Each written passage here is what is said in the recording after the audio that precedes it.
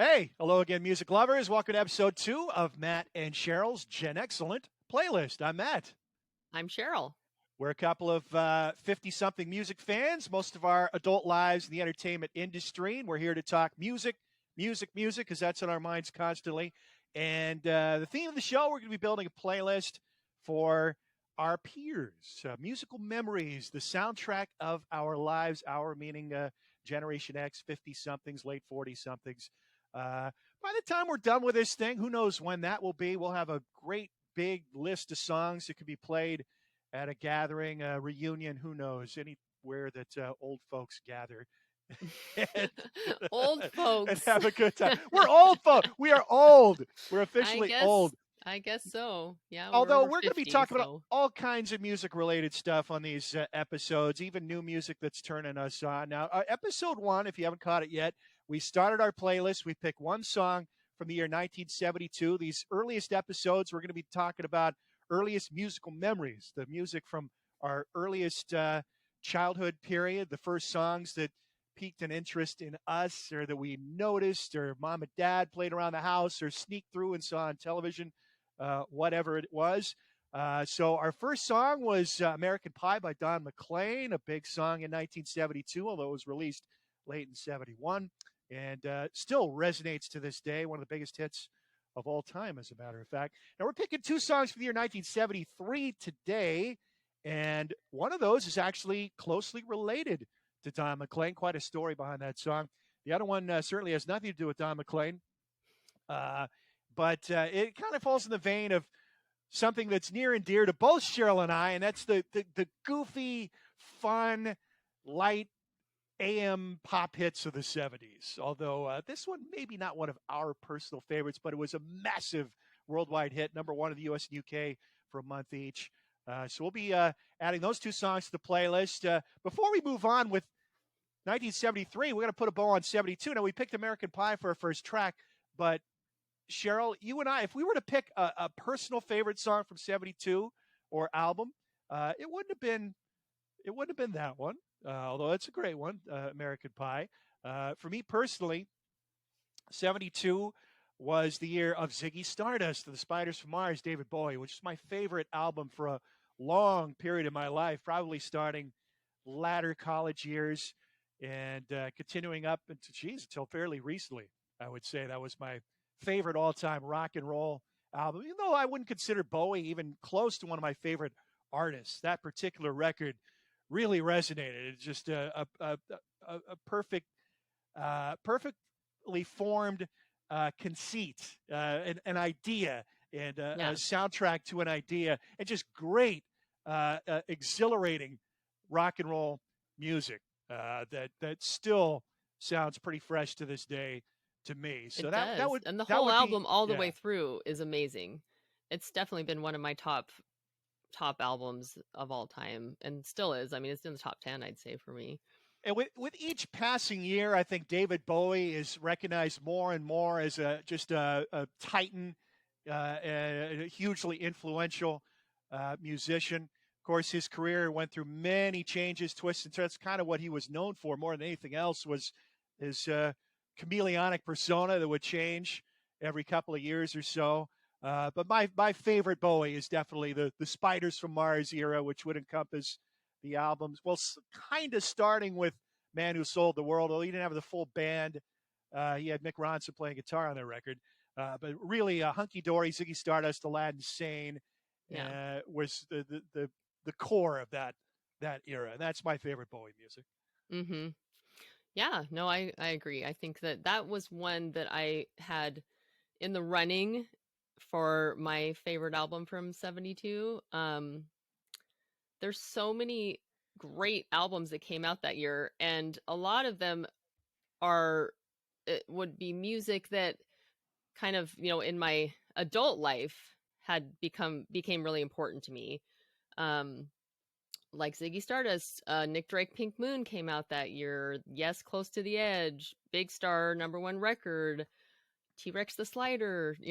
There's some great amazing music that came out that year, but the album that I chose is actually something that I remember as a kid. It was one of the my I did not have a lot of a big music collection in my house growing up. My mom was kind of the typical, she had John Denver, Neil Diamond, and the Carpenters. And the album that I chose for that year actually is Carpenters: A Song for You, because I have so many memories of sitting in our living room with our big stereo that's a piece of furniture, and you open up the speakers and you flip down the turntable, um singing along with Karen Carpenter, who of course had an amazing voice. Not Yeah, I great can't singer. sing, but amazing voice. And so that album really is something that just stands out in my mind as a big influence as a kid. It wasn't 72 when I was listening to that, because I was only 3, but it probably would have been more like about 76, 77 that it was a big album for me. And honestly, there could have been Carpenter's music played in my house when I was that age. Certainly no David Bowie was being played around the Rickard household No way. in 1972, although Yeah. American Pie for sure. My dad was a Don McLean fan. I would have heard that song right around the time it came out and Yeah. been learned it. I remember I talked to my sister about her early music memories. She remembers sitting in my dad's truck and us learning to sing the chorus of that song as little kids. But Yeah. yeah, David, Ziggy Stardust certainly something that came much later for me. In fact, I can remember in particular the breakthrough moment for Ziggy Stardust. And it was when I was working at Warehouse Records, junior year of college, and somebody, how shall I phrase this? Somebody gave me a little organic gift, a customer at Warehouse that Uh-huh. was very smelly. He gave it to me in a paper towel. I had to find some plastic to wrap it in, and took it home and uh, imbibed it, shall we Mm-hmm. say, and listened to Ziggy Stardust, and it was just like, Mind blown. wow. Um, now I was certainly aware of the album, but hadn't really listened to it closely. But at that time, my roommate would have had it on a cassette tape and Mm. played that and was just blown away by it. And it's been one of my favorite records ever since. Uh, Song for 72, best song in 72. American Pie would be right up there for me, but not number one. And again, it depends on when you ask me. Right now, I'd have to say Superstition by Stevie Mm-hmm. Wonder. And 72 was really the start of this amazing run for Stevie Wonder, who'd been a Motown artist for a decade. He was signed when he was a preteen. He was this musical prodigy, blind kid who could play multiple instruments, sing incredibly well, dance, what have you. Um, Recorded a bunch of Motown albums in their factory system, but then once he became 21, he and his lawyers renegotiated. They got a new contract that gave him almost complete control of his musical output, and he started putting out these incredible albums that were almost entirely self-recorded. Music of My Mind was the first. The big breakthrough was Talking Book, and on that was the song Superstition, which he actually wrote, intending to give it to Jeff Beck to record. And then I think he realized it was too good to give away. They both did end up recording it. I can't remember whose came out first. I think Stevie's came out first.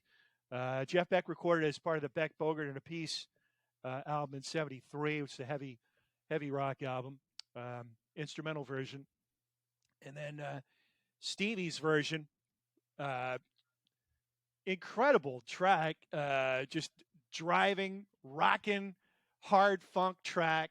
If you listen closely, there's all sorts of things going on, both with that and with Higher Ground on the following album, Intervisions.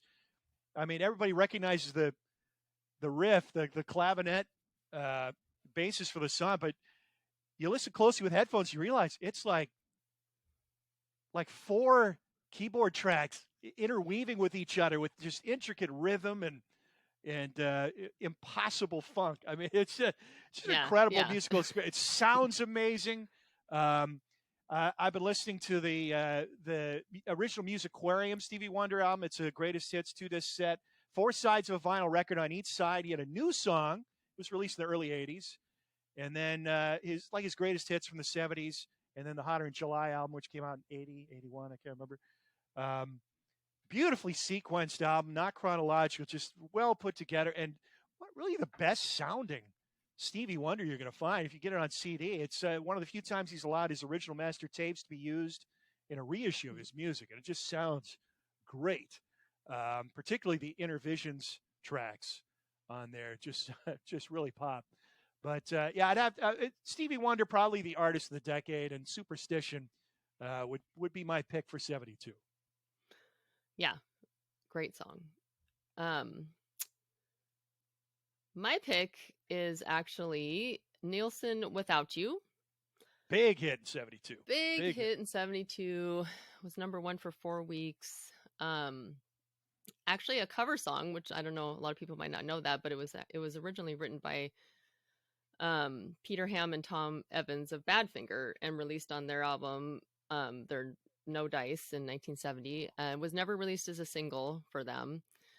And their version is actually, it does sound a lot different. I mean, number one, Nielsen's vocals it's one of the most amazing vocal performances I think ever recorded.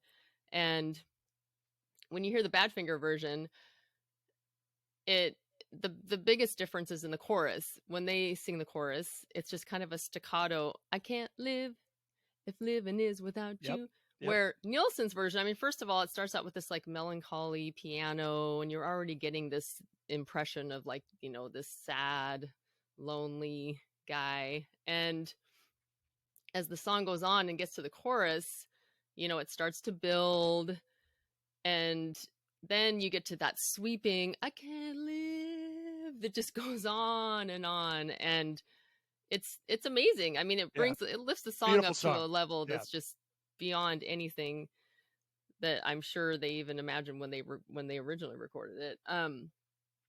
So, and it's also one of those songs that just has continued to go on, and you still hear it now, and I really think it will Mariah always Carey had a big hit with it. Yeah, in the 90s, and I mean, young people now know the song still, and I think that it's one of those songs that'll just continue to carry on because it really is such a great performance. Yeah, he was a wonderful vocalist, a fine songwriter, although ironically his biggest hits were written by others. That's true. But Everybody's Talking, a Fred Neil song, that was his breakthrough hit, 69 on the Midnight Cowboy soundtrack, and then Without You would be the other one.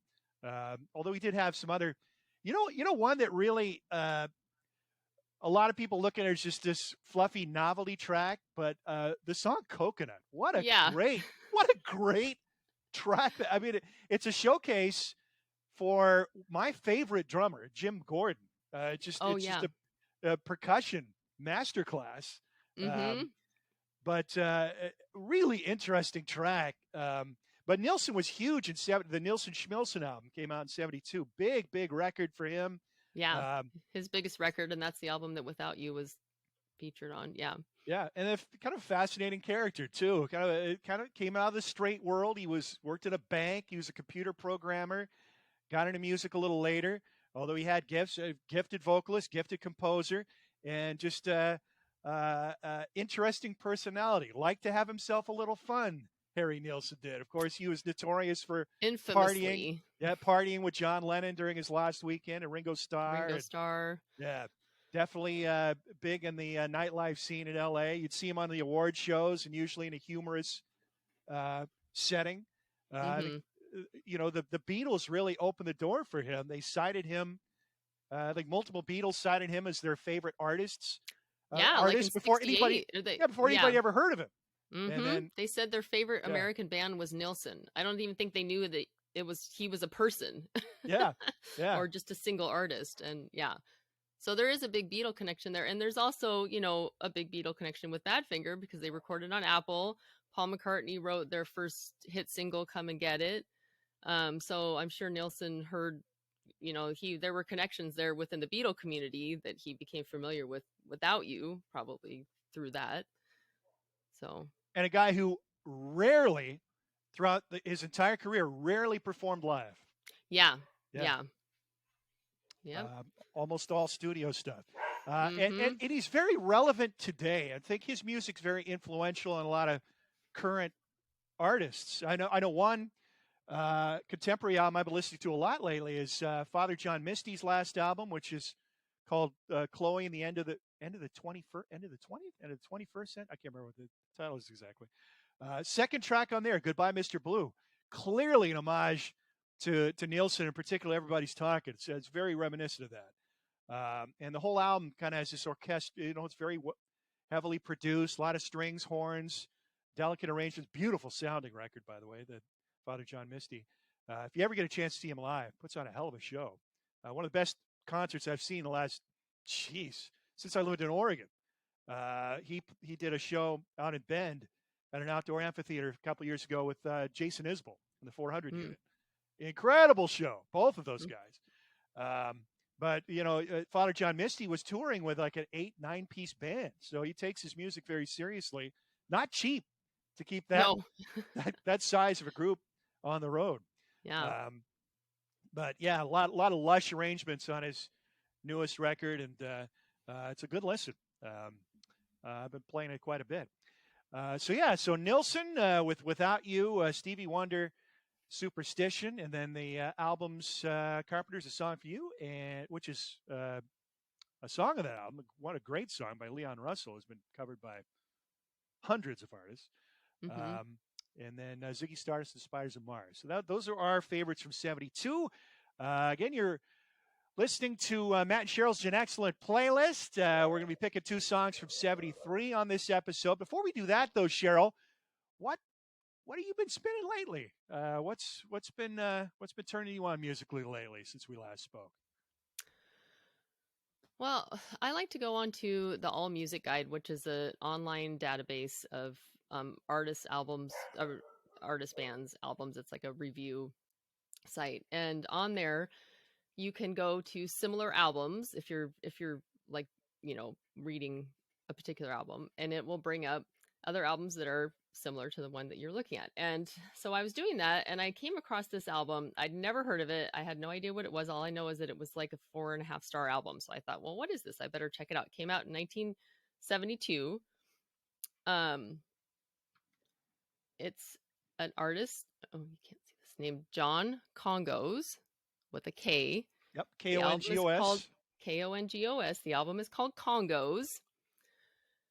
So I first go and look and see, do we have this album? Because we actually do have the CD. So bring it out. Cheryl's dog loves this album too. Yes, she can't get enough of it. She's singing the songs right now. So I put it on, and first of all, the first song, I'm just like, what is this? It starts out with this tribal beat, and it's got this like really cool guitar riff that comes in, and it's one of those songs where I'm like, why haven't I ever heard this? Where's this song been all my life? It's just so cool.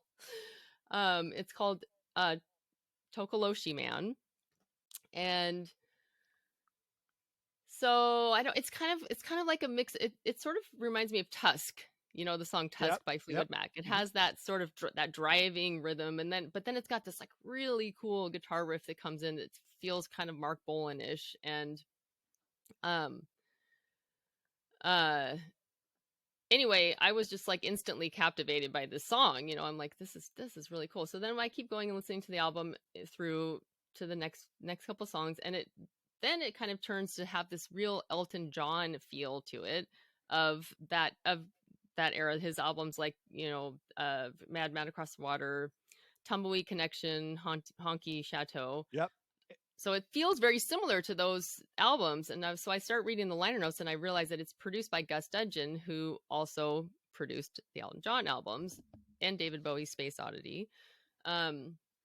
So I'm like, okay, well, this makes sense now.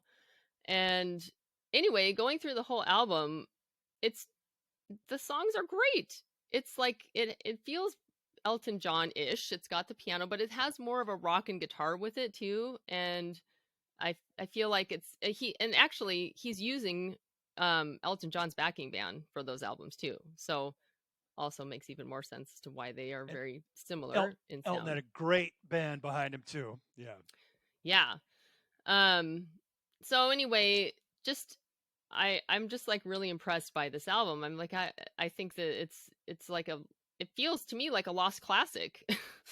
So then you get to the end and the last song is called why do I always forget? Because I always want to say Step On. He's He's going gonna to step step on you on you again. again. Love the title. Yes. Once again, you get this tribal African beat that comes in. John Congos is from South Africa. Yep. Comes in and it's like a loop, it is like an actual African beat loop.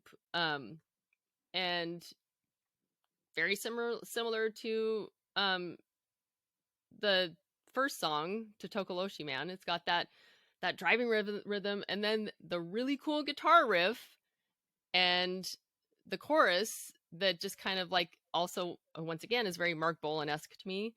Comes in with these, with this like sort of repetitive chorus that sort of goes on and on, but just another amazing song.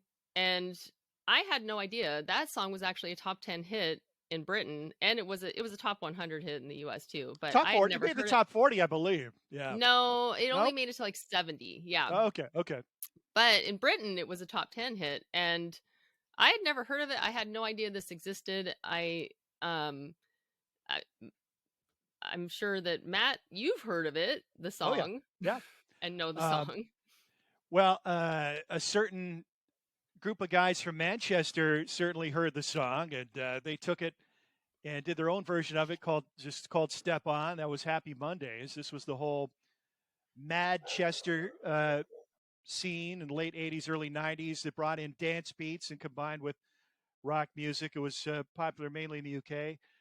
Happy Mondays never had hits here, and that whole scene didn't really impact the charts here so much, except maybe among college students. But I became aware of John Congas from the Rubaiyat collection, which came out when you and I, Sheryl, worked at the Northgate branch of Silver Platters. And those of you who don't know us, I work in radio. I've worked in music retail, mainly a sports guy in radio, but I've done music radio as well. Sheryl and her husband Mike co-own a chain of record stores, Puget Sound area, called Silver Platters. But before you and Mike owned it, you were employees of Silver Platters. Mike is the corporate buyer, and we both worked in the Northgate branch, one of 4 branches at that time.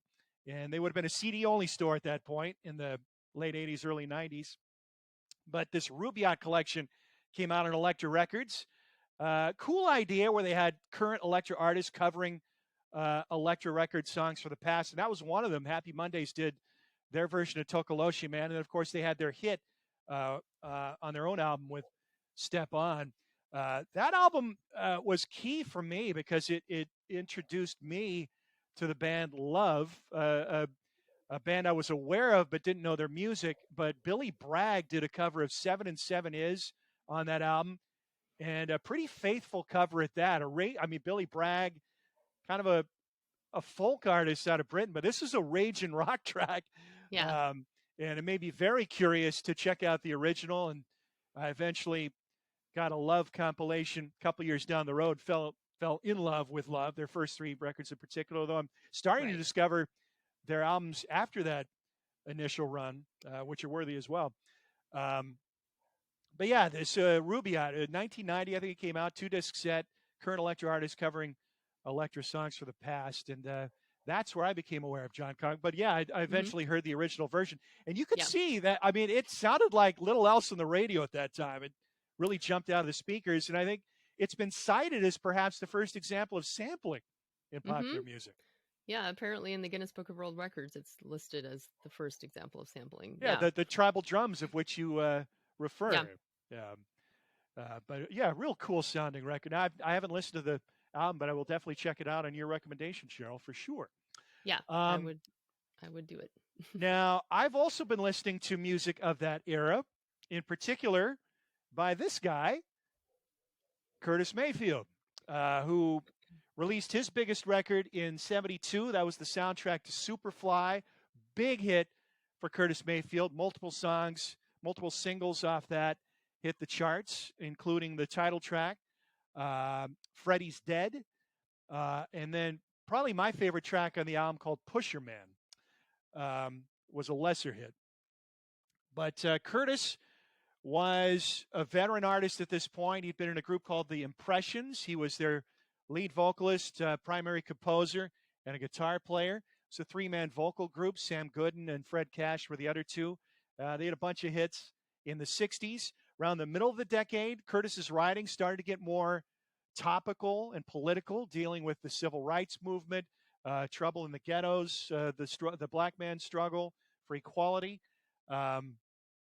His best known, best loved song was probably People Get Ready, which came out in 65, which became one of the civil rights anthems. And then he decided to go solo at the end of the decade. The Impression songs, a lot of them were pretty immaculately produced with these beautiful arrangements by a guy named Johnny Pate, strings, horns, and the whole bit. Not all of them, but a lot of them. He took a different direction. He was going more on a heavy funk trip, but still a lot of the songs were orchestrated by Johnny Pate, and beautifully so. His first solo record, called Curtis, came out in 1970. Followed that up with an album called, well, actually, a live album came out after that. That's what I've been listening to a lot in the last week or so, is the live album, which was recorded at the Bitter End nightclub in New York shortly after he went solo. That was a double record, a double album. And then Roots, which was kind of a heavier, more psychedelic soul album. That one I'm going to need to listen to some more. I've really only listened to it closely, start to finish, once, and it was, whoa. Heavier than I was expecting. Then Superfly, which was his big breakout. And then after that, 73, Back to the World, which I don't think Johnny Pate was so much involved in that one. Again, it's a little more stripped back. All of these albums are great. Curtis Mayfield's music, particularly in the last few years, I think has really resonated with all the trouble we've seen in this country, with the division, with the Black Lives Movement, and all of that stuff. His music still rings loud and clear. He dealt with a lot of difficult topics straightforwardly, but his personality was such that it went down easy. He was a real peaceful, kind of gentle soul, real soft-spoken, thoughtful guy. They called him the Gentle Genius. That was one of his nicknames. This is kind of funny. In my head, for some reason, I started thinking Gentle Giant. And then you see pictures. There's tons of performance footage on YouTube, by the way, and a great documentary that has a lot of live performance clips in full, start to finish, all the songs. Very much worth watching. It's about 2 hours long. You can find it on YouTube. Curtis Mayfield was not a giant. He was a tiny little fella. Great guitarist. Sang most of his stuff in a falsetto register. Beautiful singer, gentle soul, and really important in the black community at that time. Part in the black movement, cited as a real leader at that time. And his run of albums there in the early 70s, from Curtis to Back to the World, fantastic, great music, moving lyrics, and although it's 50 years old, still resonates loudly to this day for me and for many others, I think. I know Curtis Mayfield I would have been aware of, probably starting with the cover of People Get Ready by Rod Stewart and Jeff Beck. That I recognize that. Yep, came out in the mid-'80s. That would probably have been the first time I would have been aware of his name. Yeah. And then in the 90s, the Beastie Boys put out their second album, Paul's Boutique. I wasn't a big Beastie Boys fan when License to Ill came out. Paul's Boutique was a whole different ballgame. Incredible album, and one of the greatest examples of sampling in rap music. An album you couldn't make today. This is before you had to get clearance for all this. I mean, they sampled the Beatles and Led Zeppelin and all this kind of stuff on there. But the track Eggman was the one that really jumped out for me on that record because of the bass line, which is lifted right from Superfly. It's the Superfly bass line. Boom, boom, boom, boom, boom, boom, boom, boom. And I was like, whoa, what? I had to know what that was, and found out that that came from Curtis Mayfield. And it was still many years down the road before I really started listening to his music, but worth the wait. Incredible catalog, really incredible. A very prolific guy. I mean, he was not only cranking all these Impressions albums and his solo records, but in the early '70s, he did multiple movie soundtracks. He wrote hit songs for others. He started his own label, his own publishing company. Another guy who had his business stuff together, wanted to make sure that he was in control of his career and his likeness and his image and his music. And there's a lot. There's still a lot of stuff out there. I've got the Curtis Mayfield and the Impressions multi-disc collection there that's waiting to be listened to, but just a phenomenal catalog. Unfortunately, he left us young. He had a freak accident at a concert in 1990 while performing in Brooklyn, a outdoor show. A lighting rig blew down and fell on him in the wind and made him a quadriplegic, and he started to go downhill health-wise. He did record one more album, which had to be quite an endeavor for somebody in his condition, called New World Order, and I've never listened to that, but it got good reviews when it came out in the 90s. And then he passed away from complications of diabetes before the decade was out, just in his early 50s, but left us a lot of great music and a positive message. I really only listened to the Curtis album, and just the first song on that album, Don't Worry If There's a Hell Below, We're All Gonna Go. That had to be a real, I mean, for Impressions fans, I mean, a lot of their music was really beautiful and uplifting. Then to hear this dark, I mean, the way it starts with that super heavy fuzz bass and these freaky, echoey voices in the background. Niggas, Yeah. Whiteys, crackers. This is funny. So I was just becoming a Curtis fan and working in local sports here in the Portland area. I would often do PA at like high school sporting events, and I would play the music. I put that on. I just happened to have the Curtis, the Greatest Hits album with me. I put that track on at a baseball game at Tigard, and it started playing. I was like, oh my God, what have I done? Oh no. I mean, nobody said anything. Nobody Thank noticed. God. Nobody noticed. But wow, that's not appropriate for that setting at all. I mean, killer song. Oh wow! So, but I can only imagine what longtime fans of his and the Impressions thought when they first heard that track. It's like, oh my God, what path is our boy going down here? That's a heavy, haunting track. It is, yeah. But then you've got Moving On Up, which was basically taken wholesale by Kanye West on his second album. I can't remember the name of the track in particular, but would be very familiar to younger listeners. But Kanye West is amazing, by the way. I mean, I'm only starting to discover his catalog, his first couple of albums, and just incredible.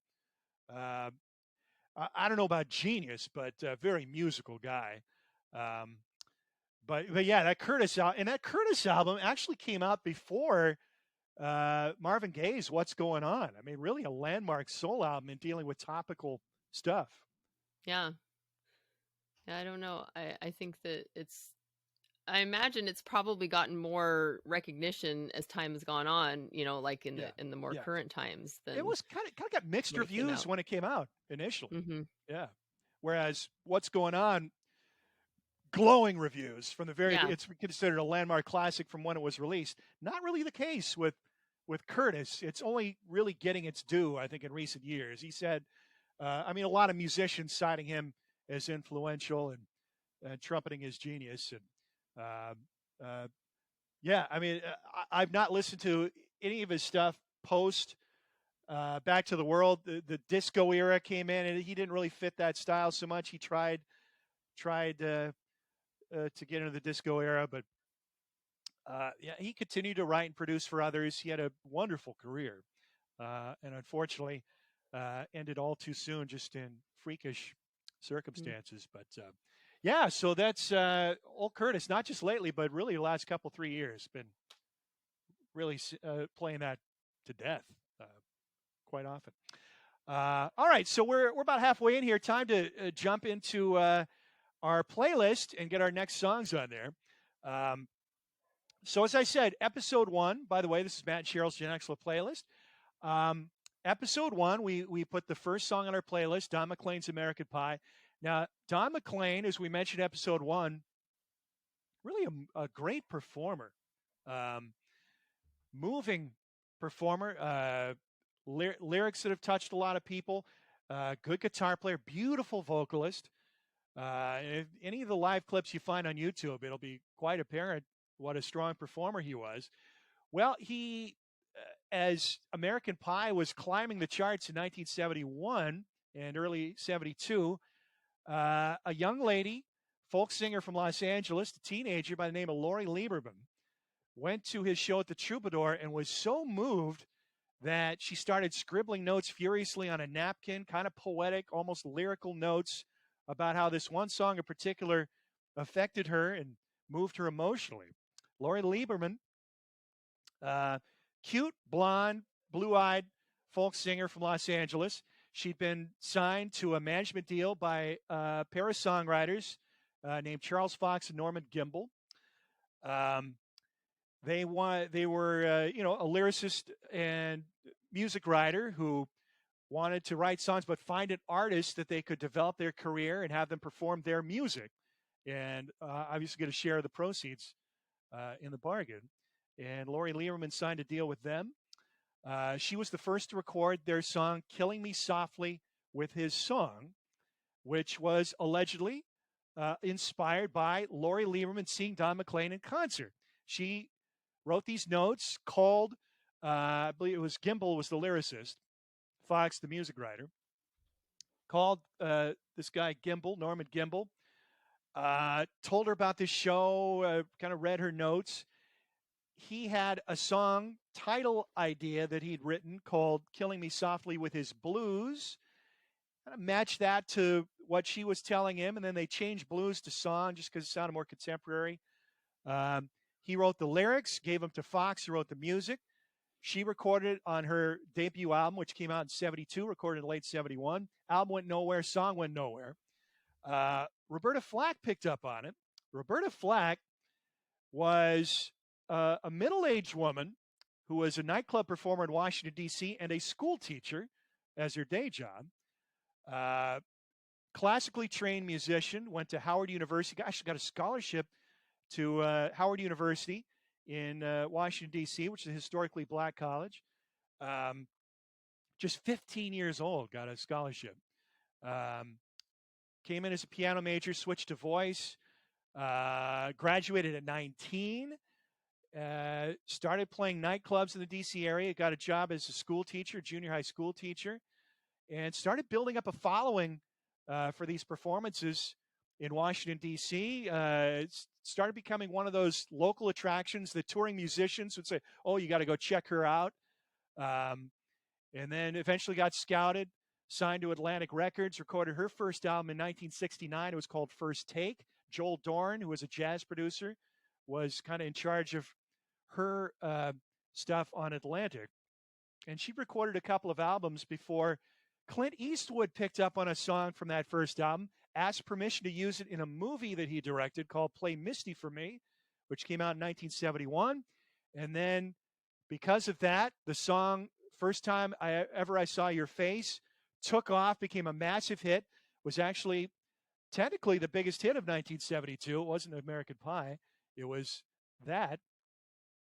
Was Record of the Year at the 1973 Grammys. And then, all of a sudden she goes from being this unknown kind of local attraction, mid-30s at this point in her life, to being a huge star, pop star. So 73, she releases the Killing Me Softly album, and then this song takes off, becomes a massive hit, and that in turn became Record of the Year at the next Grammy Awards. So she won 2 consecutive Record of the Year Grammys, and Killing Me Softly, one of the best-selling songs of 73. Now, it's interesting, the drama behind this, because So these guys, Fox and Gimbel, much older. Lori Lieberman was a teenager when they signed her up. Immediately, Gimbel, who's 43 and married, starts a sexual relationship with her, carrying on this affair. And then things, of course, eventually go sour a few years later. She tries to get out of the contract. They get lawyers involved. They want a piece of her life for, perpetuity afterwards. And the experience was so negative, traumatic. She left music for a long period of time, eventually got back in it, and then started popping up, started recording again, doing interviews.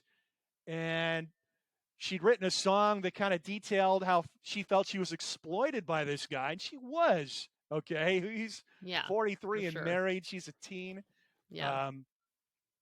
Gimbel got irate about it. And then next thing you know, so this song that had been inspired by Don McLean via Lori Lieberman, and she was considered, integral in the creation of this song, although she was refused writing credit for it at the time. Now Fox and Gimbel, even though her name was never on the credits, she's being cited as practically the third songwriter. These guys, probably protecting future interests, start to say, well, no, it's an urban legend. Somewhere along the line, things got twisted. We wrote the song, and then she saw Don McLean. So, oh, yeah, I could see where this song is, fits into that. Rather than the other way around, her being inspired by McLean, then inspiring them to write the song. Despite the fact that there's much evidence to the contrary, that the timeline is as she put it. In fact, it got to a point where Don McLean, who was very proud of the fact that he was the inspiration for this great big hit song and lovely tune, had on his website the story behind the song. Fox and Gimbel threatened to sue him if he didn't take down that reference. And then Don McLean, who we noted in episode 1, has his business affairs in order, not a guy who's going to be pushed around by anybody or told what to do, and has probably saved every receipt from every meal he's ever had in his life. Said, well, oh, really? Is that so? Here's an interview from '73 in print where you said exactly what I said, and there's recorded evidence that proves them wrong. Yet they still were trying to refute her version of events in the '90s into the 2000s and write her out of the picture. She has never made a legal claim to songwriting credit. She just wants the record to show that the truth. Yeah. Where the song, what the influence and the origin of the song was. Mm-hmm. So it's just another example of dirty record company politics and management exploitation of artists that's just rampant throughout the history of popular music. But doesn't dampen the song. It's hit a chord with a lot of people. It's a beautiful song, very jazzy, a lot of chord changes. And you could see Roberta Flack's wonderful ability with a vintage performance clip on YouTube of there's a lot of interest. There's a older live like PBS concert recording of Roberta Flack from about 1970 that's on YouTube, and then a vintage one of that song in particular from '73. Just a beautiful performance. I don't think of Roberta Flack as having a great voice, but it's just a really talented singer. Understands the dynamics of singing and microphone technique. And of course, she always had wonderful groups behind her. She was very, very exacting, very much a perfectionist in how her music was presented, and very classy artist. Even though she came out of R&B, allegedly, her music is very much, it's very beautiful, it's refined, and beautifully recorded, performed, and sung. And that song had life many years later in a cover version by the Fugees in '96. It was a hit, and that was a massive hit for them. Number one, I think, in 20 countries. So that song has continued to live on over the years and continues to resonate. Yeah, and it's interesting because you can also go onto YouTube and find performances of Lori Lieberman's version. Yeah. And it really comes across so different. I mean, she's this young, vulnerable, you can feel, I mean, it just seems undeniable that you can just envision her listening to Don McLean singing the song Empty Chairs, which is the song that she's claims, that she had based the lyrics on. And I mean, you can feel the just the hurt and the based on her relationship that she was having with this married man, and it just makes sense. And it's so it really does come across so as much more. I mean, Roberta Flack is a seasoned, much older Mature. woman. Yeah. She's a mature woman. She's got this strong stance, this strong voice. And Lori Self-assured. Lieberman's is, Yeah. yeah, much more vulnerable. And it really does. It's just such a different take on the song. Folkier. It's more in a folk vein. Acoustic guitar to the fore, where the piano would be the lead instrument. And Roberta Flack, definitely more jazzy arrangement. Lieberman's more folky. Lieberman's voice, for me, sits kind of between Anne Murray and Judy Collins. She's got a really nice voice, kind of that husk, that Anne Murray husk, and a little more flowery delivery like Judy Collins. Unfortunately, that style of singing became passe pretty quickly in the early 70s. We're talking the heart of the singer-songwriter era when that music was very popular. But her vocal kind of harkened back a few years early, more of a 60s kind of style of folk singing. Yeah, I don't think it would have been a hit. If they really, her version would not have resonated like Roberta Flack's did. Yeah, a more natural singing style was more au courant, I think, at that time. But her version's beautiful. And there's vintage performance clips of her on the Mike Douglas show talking about the inspiration of the song contemporarily with Roberta Flack. And then interviews with her after she came back to music years later. And she just comes across as a real down-to-earth, very thoughtful, just nice lady, Just got steamrolled by the business, basically, like so many others have over the years. One guy who didn't get steamrolled by the business because he came out of the business end of things, Tony Orlando, who's now looked upon as this kind of clownish 70s relic. But he had a massive hit in 73. He was already a well-known performer at that point. 2 hits in the early 70s, Candida and Knock Three Times. Knock Three Times, by the way, was written by the same people who wrote the song that would be the biggest hit of 73 in the UK and the US, called Tie a Yellow Ribbon Round the Old Oak Tree. The song, written by L. Russell Brown and Irwin Levine, who wrote a few other hits for him, for Tony Orlando. Concerns a guy recently released from prison after 3 years. He's going back to his hometown, and he's written his lady in advance saying, hey, if you want me back in your life, just tie a yellow ribbon around the oak tree in the front of your yard. When the bus goes by, if I see the yellow ribbon there, I know that I'm wanted back in your life. If I don't, I'll just stay on that bus, keep rolling along, and start afresh, start anew. And it's a lighthearted song, kind of a throwback to hits of the 20s and 30s. Family-friendly. And that was kind of Tony Orlando's whole shtick, was music that the whole family, the kids to the grandparents could hum along and sing along to. Not heavy topics, certainly. No. And then, he had these big hits with this music. And this is the Nixon era. There was a lot of turmoil and strife carrying over from the 60s, a lot of political turmoil. Of course, Watergate was ongoing. And a lot of the music, rock music, reflected that. The singer-songwriter stuff was turning inward and talking about real personal stuff and challenges.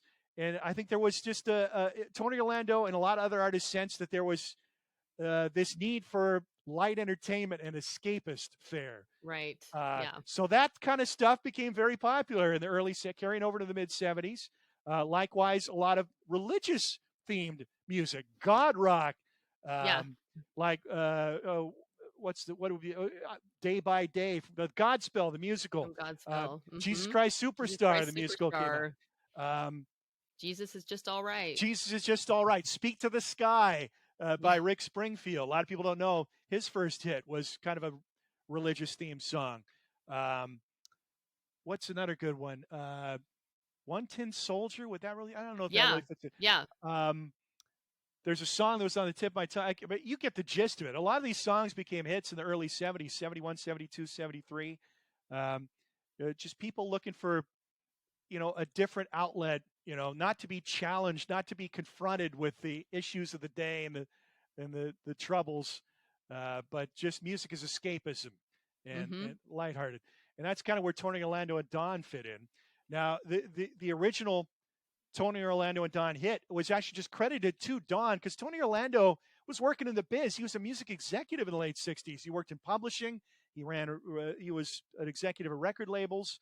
He helped sign Barry Manilow, among others. He said that he was responsible for a couple of things that I can't really confirm, so I'm not going to talk about that. But at the same time, he's always looking for his own entry into the charts, and he was asked almost as a favor to put a vocal on this song, Candida. He didn't want his name on it because he didn't want to jeopardize his career if this song was a flop or if his employers didn't care for what he was doing. So it's just credited to Don. It was basically two backing vocalists and Tony Orlando and then studio band arrangement. Candida became a hit. He had another bigger hit with Knock Three Times. At this point, it became Don featuring Tony Orlando. That would probably be my favorite of his hit songs. I think that's the one that it has dated the best, let's say. Just a great pop song. Yeah, it's a great song. Yeah. And then Tie Yellow Ribbon became his biggest hit. And if you go watch the old Tony Orlando Don show, he was the replacement for Sonny and Cher on television with a variety show. This is back in mid-70s, 74, when variety shows were still big. Ed Sullivan was off the air at this point, but the variety show was still a big form of entertainment.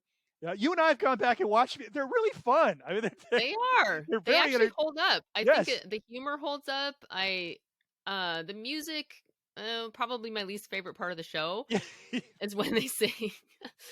But it's surprising. I was actually really, I was pleasantly surprised by how funny it still is. And I think Tony Orlando is a very charismatic guy. He's very humble. He's, he self-deprecating, very likable. The self-deprecating humor is critical because you look back on him as this kind of the tux and the hair, the big stash, the open shirt, kind of pudgy, this lounge act character. And he kind of, it's like he knew that it was kind of a goofy persona, and he laughed at himself. And Don, the two singers, Thelma Hopkins and Joyce Vincent Skinner, they did gonna. Their role in the show was to make jokes at his expense. They were like these sassy black ladies, and they actually wrote a lot of good material for those two. Yeah, some real kind of cutting sketches where they they were allowed to be themselves. They didn't have to be cleaned up versions of themselves. You really felt like it did feel very natural. Yes. Mm-hmm. So there's a lot to really appreciate about that show. A lot of really corny, dated stuff, but I mean, it's just escapist fun, and that's all it was ever meant to be. And it was done very well. They continue to have hits. Tony Orlando got into the usual 70s drug stuff and then had a breakdown on stage. Had some traumas in his life, some deaths. He was really close with Freddie Prinze, the comedian that committed suicide in 77, just as his career was skyrocketing. Wasn't he Chico and the Man? Right, Chico and the Man. Yeah. But he was he was a stand-up comic. Before that, and both of them shared mixed European Puerto Rican heritage. Tony Orlando is kind of fascinating. A lot of people probably don't know what his ethnic heritage is. He is actually Greek Puerto Rican. I mean, it's like, all right, is he Italian? Is he Hispanic? What? But you think contemporary, a guy like Oscar Isaac, who is an actor whose career is really taking off right now. He could play just about any ethnic background. Oscar Isaac was in that. Did you see the Inside Llewyn Davis movie where he played the Greenwich Village folks in the Coen Brothers movie? I thought he was Jewish. After seeing that movie, he's actually, I think, is he Guatemalan or Colombian? He's like from Central America is his background. But he could play Hispanic. He could play just about any And Tony Orlando is kind of that same nebulous Yeah. ethnic background, but he's very New York, very Mm-hmm. unpretentious, um, very New York character. But the way he was able to poke fun at himself really made the show, I think. Yeah, I felt that way too. I actually I watched one episode. It was hard to find more than one whole episode. I could find clips and but I did watch one full episode, and yeah, I think that it actually, I felt like it held up. I think that I I really liked Dawn, and they always, and they Yes, kind of, and yeah. I'm sure that this probably was portrayed throughout the show, but they joke about Dawn, like what is, like who's Dawn, which one is Dawn, you know. Whereas, and I'm guessing that's a running joke that has gone on, you know, throughout their careers. They are Dawn. The two women are Dawn as the backup group, but so they definitely joke about that a lot. I found a funny sketch on Carol Burnett show where Harvey Korman plays Tony, and Carol Burnett and Vicki Lawrence play Dawn, and they do a song called "Wrap Your Jammies Round the Old White Pine." And actually, Tony Orlando and Dawn come on at the end and sort of like pull them off the stage, and Harvey Korman's like pulling on Tony's mustache. Is that real? And his hair, and then he rips off Harvey Korman's wig, and it's pretty funny. And then you found a later episode from '76 where he had Sly Stone on, and this is Sly definitely getting into his wilderness years. He looks spaced out, Yeah. and Tony's like, the show is filmed live in front of a studio audience, and there's a lot of interaction with that audience in the show, which is kind of a fun aspect of the show too. He's constantly interacting and getting the audience involved and going out into the audience. He's very much a masterful nightclub performer, Tony Orlando. But he's got Sly Stone on, and he's confronting Sly about his reputation as missing shows and all, and really putting him on the spot. It's very uncomfortable. Yeah, it was. It was. Yes. Yeah, you're like, which way is this going to go? It's kind of, you know, Sly sort of pauses, and you don't really know where it's going to go from there. But then he makes a joke about having to set 2 alarm clocks to be there, and then it kind of lightens up, and then he says something like, and where's Cher? Making a reference to Sonny and Cher. And it's like, oh, okay. Phew. You want to talk about a fascinating character? Sly Stone, definitely one. The guy is still out there, and apparently he's been recording music constantly over the decades, but just can't deal with the business. But anyhow, yeah. So Tony Orlando wouldn't be one of. Sly was one of the few musical musicians that they had on that show, actually, and it wasn't until 76, the last year. They run 74 to 76. The 76 season, they had Alice Cooper, and that's actually a really interesting clip if you find that on YouTube. I'll have to seek that out. It's very spacey. They do like weird effects. He does a performance that it's, you know, it's theatrical, of course, and very kind of avant-garde, and it just seems really out of place for that show. And he had Johnny Cash on. I couldn't find that clip, but there was only that a handful of musicians that he ever had on as guests. So I've only watched the first 2-3 episodes, and he had like old school Hollywood guests like Jackie Gleason and Danny Thomas.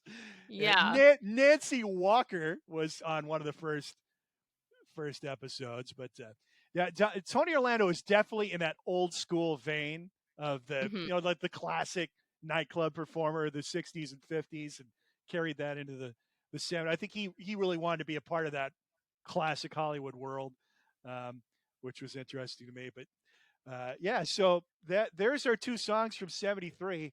Tie Yellow Ribbon Round the Old Oak Tree, #1 US UK for a month that year. Killing Me Softly with his song. 2 straight Record of the Year Grammys for Roberta Flack for that one. Of course, the drama behind it. Those would not be our choices personally, though, for 1970. 1973, no. Oh, so much great music. And you look at the list of stuff that just start at the first week of 1973. The first week in January. Same week, debut albums from Aerosmith and Bruce Springsteen. The same week. Ah, yep. Aerosmith's self-titled debut and Greetings from Asbury Park, Bruce Springsteen. That's just the beginning of 1973. 2 Mm-hmm. months, a month later, you've got Tyranny Mutation, Blue Oyster Cult, their second, which is a killer. And the next week, Raw Power by the Stooges, foundation stone of punk rock music. Then how about March 1st of 73? Pink Floyd's Dark Side of the Moon, Todd Rundgren's A Wizard of True Star, John Cale's Paris 1919, all came out on the same day. What? Wow. Come on now. What a So great day. if I'm picking an album for 73, I still got to go with Dark Side of the Moon. First CD I ever bought back in '87. It's just hard not to choose that. It only was number one for 1 week, but stayed on the Billboard Top 200 for I think 731 consecutive weeks, The which longest ever, set a record. obviously. Yeah, Yeah. and still something that kids to this day are discovering and loving, and it lives on. Mm-hmm. Yeah, that would definitely be up there for me. I was debating between that Dark Side of the Moon. Like you said, so many great albums came out that year. So many influential albums in my life. Band on the Run and Ringo both came out that year. Two of the best Beatles solo albums ever. And but I think for myself, I would have to say at least the album that made the most impact in my life, and it also, once again, not in 1973 when it came out, but later as a teenager, was The Who, Quadrophenia. Yes. That might be number 2 on my list. I think we both had the same 1 and 2 as far as our list goes. I think the reasoning for me, Quadrophenia is not my favorite Who album. Maybe 2 or maybe 3 behind Who's Next, number 1 for sure.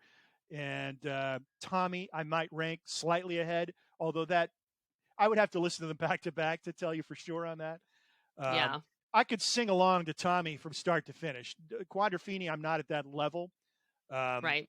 But the music on Quadrophenia is phenomenal. It sounds, I mean, the title track, the instrumental Quadrophenia, that's something like you test stereo equipment out with. It sounds that good. Yeah. And it was recorded quadraphonic, that was like a whole new technology that they were working with there. And yeah, I mean, just as a whole, yes, Tommy, I think often cited as the first rock opera and works together as a whole. Quadrophenia really is in the same vein and is so much more complex musically, especially, but also lyrically in the story behind it. And it's one of those teenage angst, that resonated so much with me in my high school years and beyond, that it's an album that is near and dear to my heart. We're going to talk more about your love of the Who, I'm sure, on future episodes. So, I mean, I'm fascinated by you love the Who and you love Rush, and those are two bands that not a lot of women get into. That is true. In fact, Pete Townsend, I found this little interview clip where he's talking about his audience and, the Who's audience, but also him as a solo artist and how that's generally men. And there's some women in the audience that are cheering like, hey, we're here too. And he's like, well, there's only one thing I can say. What's wrong with you? Let's just say he was like, yeah. Very few of his songs were speaking to women directly. He was very, very much speaking to a certain type of male in a lot of his lyrics. But the music is incredible. Obviously, it should appeal to everybody. And Quadrophenia, I think musically is their best album. Yeah, I would not dispute that. Yeah. And one thing I read recently that I hadn't heard before is that it was like Keith Moon's return to being Keith Moon, because apparently in the making of Who's Next, Glyn Johns very much, and maybe Pete Townsend as well, tried to rein him in, get him to be a little more fundamental with his percussion. And Quadrophenia was back to him just all over the kit, just all out, his natural self. And of course, there's the great story about them touring Quadrophenia, one of their first shows in the U.S., where he overdid it, and a kid came out of the stands and finished the show on the drums. Some Yeah, 19-year-old kid. yeah. And they had all kinds of technical difficulties Yeah. on that tour because there's so many backing tracks with all the, that they were trying to incorporate into the live show, and it just oftentimes didn't work like it should. So we got to pick our favorite songs from 73 as well. I'm going to stay in the soul vein, and I'm going to go with a song called Show and Tell, which was a #1 hit for Al Wilson. He was a journeyman R&B soul singer from L.A.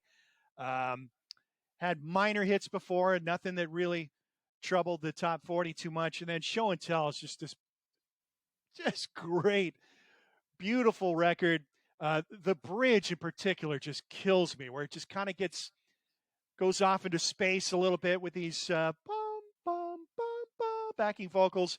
And then when his voice comes back in, it's at a higher register than he'd been previously. Like kind of fades back in to the chorus. It's just a beautiful moment.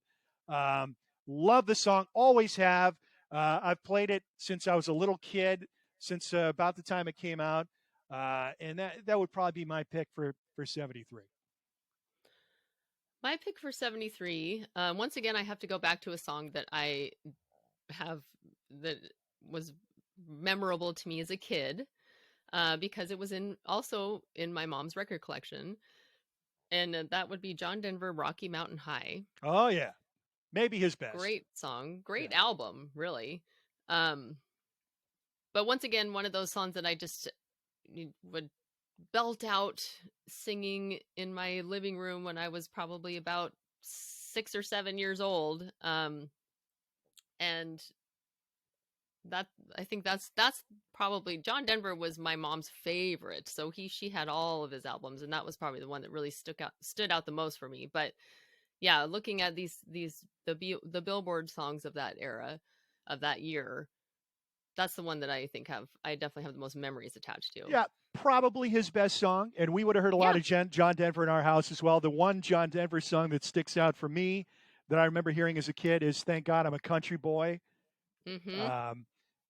That certainly got playtime on the turntable in the Rickard household. And then, Show and Tell wouldn't have been something my parents would have been particularly into, but I definitely was on the records I had as a little kid on my turntable. And it's certainly Dark Side of the Moon was not part of our household universe. No, definitely not. Oh my God, definitely we lived not. in such a different world. My parents did. Yes. That would have never entered their consciousness. That would have been high school when that one entered my world. Starting on cassette tape, and then the very first CD I bought when I got my CD player toward the end of my senior year of high school in '87 would have been Dark Side of the Moon. In fact, Dark Side of the Moon and Tommy were the first two I bought. Mm-hmm. I think first 5 CDs for me were Dark Side, Who's Next, Doors self-titled, Green River by Creedence Clearwater Revival, and I want to say Sgt. Pepper was probably the 5th, because I think I got that right around the time it was released, which would have been 87. I think is when all the Beatles. That was released exactly 20 years after the original album was released. That's true. Same week, early June. And I believe I got it, if not the week of release, then the next week. And then, of course, around that time, I would have discovered Silver Platters, because got my CD player at Magnolia Hi-Fi. They gave you the 10% off, 10 CDs. Or the bucks, the what did we call those things? The silver certificates. Certificates. And that opened the door, and the rest is history. I ended up working there years later. But yeah, so those are our picks for 73. But our playlist has now reached 3 songs. We've got American Pie from 72. We've got Killing Me Softly with his song, and Tie Yellow Ribbon Round the Yellow Tree from 73. On our next episode, we'll jump ahead to 1974, and we will expand the playlist by 4 songs. And this time, a couple of hits from that year and 2 songs that I dig a lot. And then we will each pick one of our own favorites to add to the playlist. And this list will keep expanding exponentially as we go through the years of the 80s. So we hope you'll join us for that next episode, 1974. So until then, this has been Matt and Sheryl's GenExcellent Playlist. I'm Matt. I'm Cheryl. And we'll see you next time.